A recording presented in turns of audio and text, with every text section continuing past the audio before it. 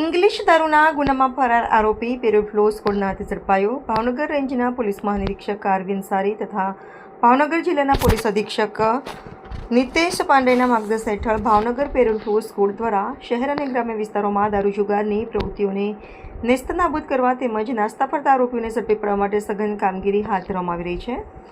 આ કામગીરી અંતર્ગત તારીખ 1 જૂન 2026ના રોજ પેરોલ ફ્લો સ્કોડના police sub inspector VB Chaudhary HP Barad અને તેમની ટીમ પેટ્રોલિંગમાં હતી. તે દરમિયાન મળેલી બાતમીના આધારે દાઠા પોલીસ સ્ટેશનમાં નોંધાયેલા ઇંગ્લિશ દારૂના ગુનામાં ફરાર આરોપી જયદીપભાઈ હાલુભાઈ કામળિયા રહે ગધેસર ગામ, તાલુકો તળાજા, જિલ્લો ભાવનગર મહુવા હાઈપેર બોરડા ગામ નજીક પેટ્રોલ પંપ સામે જાહેર માર્ગ પર હાજર હોવાનું જાણવા મળ્યું હતું.